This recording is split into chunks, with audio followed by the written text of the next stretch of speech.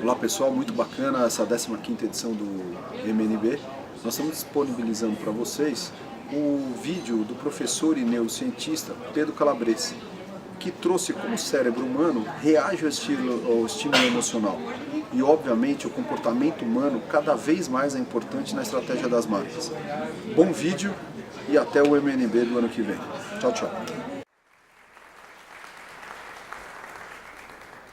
Bom dia. Eu sou membro do Centro de Neuromodulação e do Laboratório de Neurociências Clínicas da Escola Paulista de Medicina da Unifesp e, portanto, eu estudo o cérebro humano. E é sobre isso que eu vou falar brevemente aqui com vocês. Eu gostaria que você imaginasse que hoje você vai à praia aqui em Comandatuba, você entra no mar, mergulha até o fundo, vai até a arrebentação e, quando você chegar lá, você observa que tem um tubarão do seu lado. Ele está rodeando você por baixo. É muito interessante o que acontece no seu cérebro quando ele registra a informação tubarão.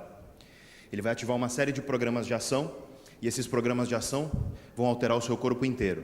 Suas pupilas dilatam, sua boca seca, seu estômago para de produzir ácido clorídrico, seu intestino para de peristaltar e se você estiver com o intestino cheio, você solta. É o famoso caguei de medo.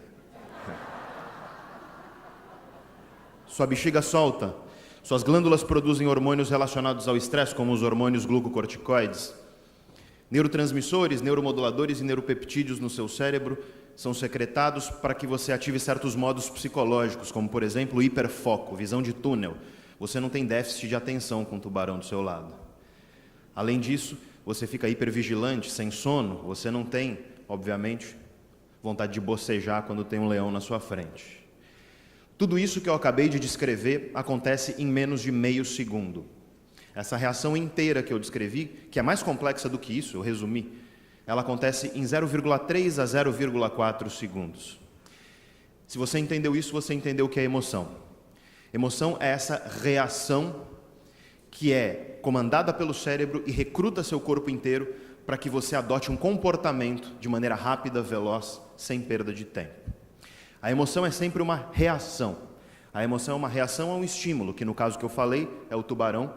Pode ser, portanto, um estímulo externo, tal como uma mensagem publicitária, um alimento que você deseja e por aí vai. Mas pode ser um estímulo interno também.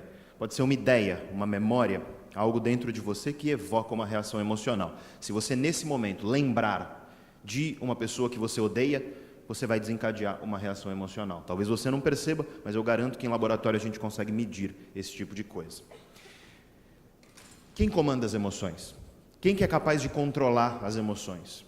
Sem sombra de dúvida, a principal peça do cérebro que é responsável por controlar as emoções fica imediatamente atrás da sua testa e se chama córtex pré-frontal. Você não é neurocientista, mas você conhece o seu córtex pré-frontal. O córtex pré-frontal é responsável por muita coisa, dentre elas, imaginar o futuro, pensar em amanhã.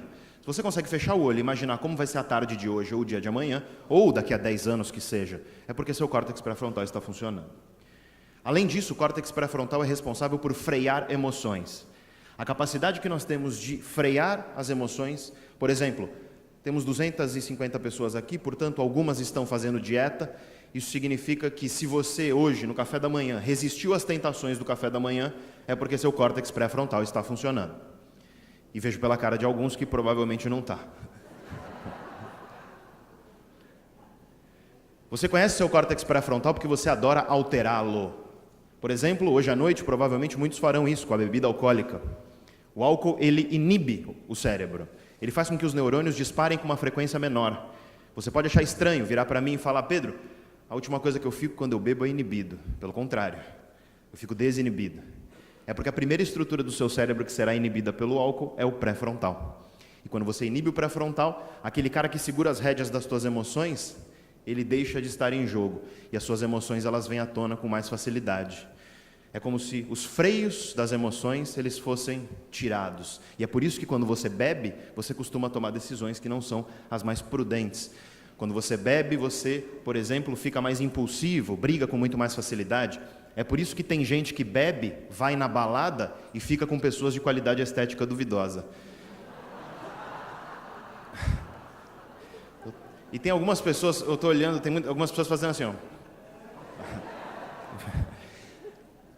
Digo isso porque a gente precisa entender o contexto do nosso cérebro e do mundo onde a gente vive.